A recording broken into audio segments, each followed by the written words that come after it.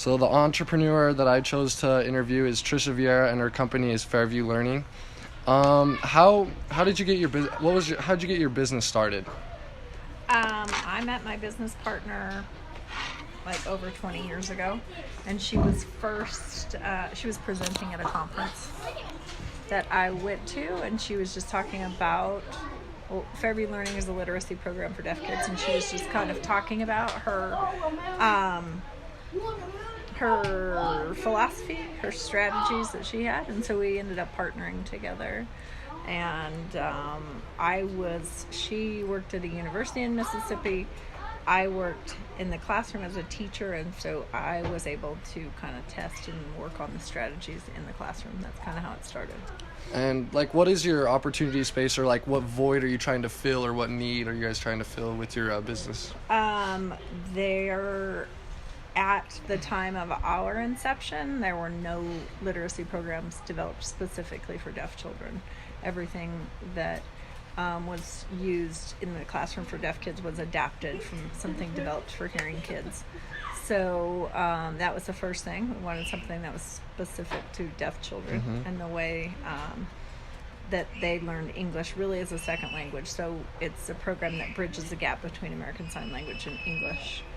So primarily, and deaf children historically read very, very low.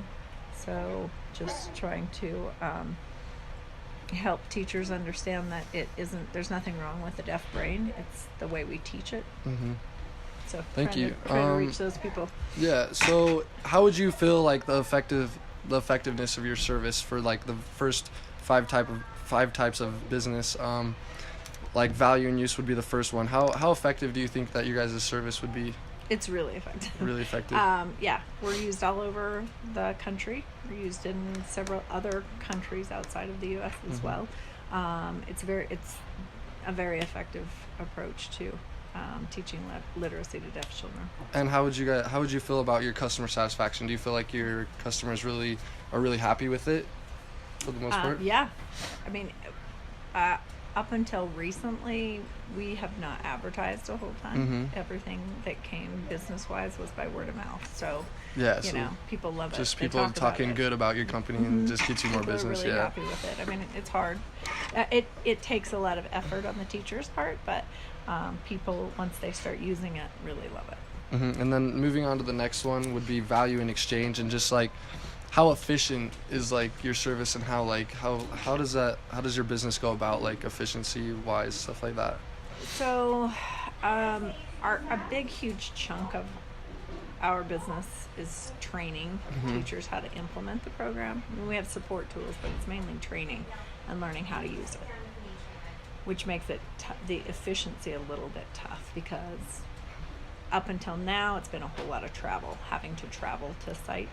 To not the most efficient running. Yeah. But now with the use of technology, we've been this year we're focusing a lot on webinars. I've been able to reach a whole lot more people without having to leave, which is nice. Yeah, that's awesome. So that kind of goes in line with the next one, which is value and distribution, and kind of like where your guys' company or business doesn't like really ship any goods, or like goods. We do. We have a bunch of support tools that we ship. Oh, sweet. So for the kind of going on the other tangent then, like how like accessible is your guys' is it getting like more accessible for like people to use, because you were talking about how online it's kind of helping there. It's getting there. Yeah, I mean, so I have someone who's in charge of shipping materials.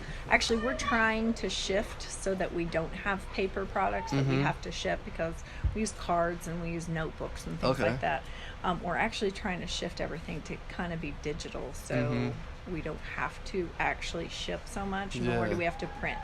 Because I have a printer and we print a lot of materials, and that is just kind of a pain. Yeah. Printing materials and then getting them shipped off is kind of a pain. So we are trying to move more to a digital format. So that's like the actual hard product. Yeah. Reaching people, as far as distribution, I mean, shipping is a pain, but we're trying to we haven't done as well with advertising because we just never have. But we're trying to reach more people that way because a lot of people will say, God, why are you guys so secret? Yeah. And we're not trying to be secret. I mean, Yeah. I have more business than I can handle right now, actually. Which is a good thing. Yeah, which is a it's good problem to have. Yeah. It's good. And then, so we'll move into the value in finance then. How's the financial performance of your guys' company? It's, I mean, for the amount of time I have to put into it, it does very, very well. It is at a breaking point where it can go. It can go places. Very big. But it's, it needs more time investment on my part. And I mean, but as far as like its lucrativeness, it's very good. There are some avenues we'd like to go in where we need some financial support.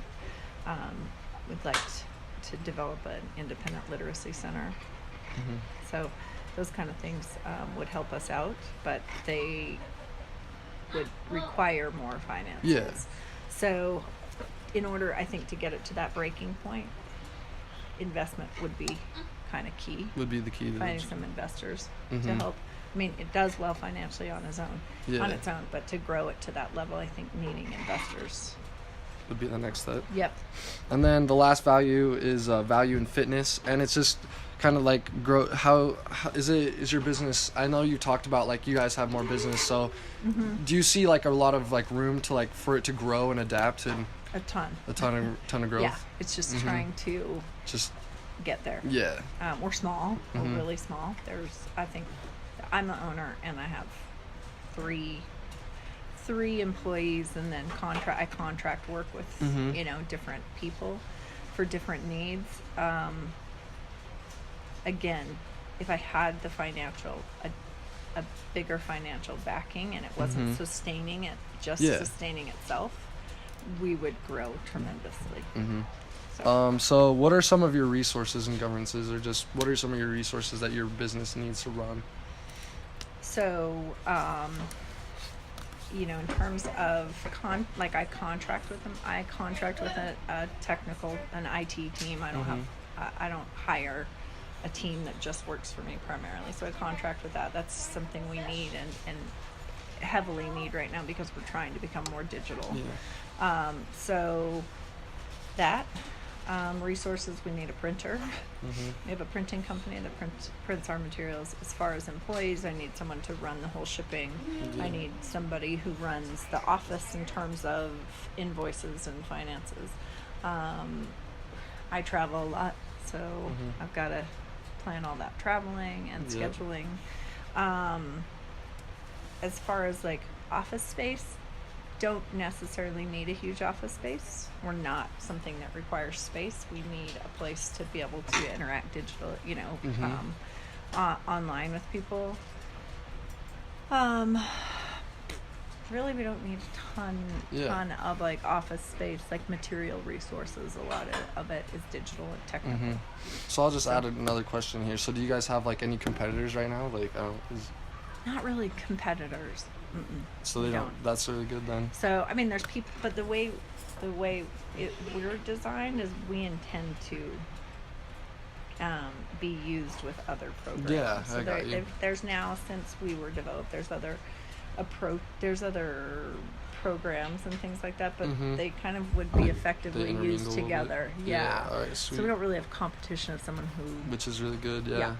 So then the last question, just any advice to entrepreneurs in general? Well, I mean, I think recently the most I've learned is entrepreneurs taking advantage of technology.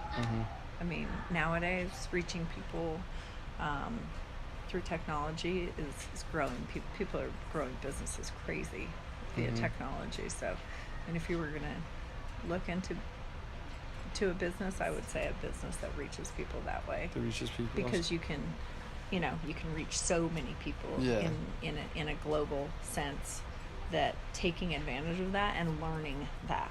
Like that's something I don't really know really well. Yeah. So I have to hire an IT team because I'm clueless. I've had to hire someone to do my social media and my marketing, just because it's not really my strength. I don't really enjoy it, but your day and age, you guys are really knowledgeable about that, Mhm. and just learning as much as you can about that and taking advantage of that, I think, is pretty key. Thank you. And so that was Trisha Vieira, and her company was Fairview Learning.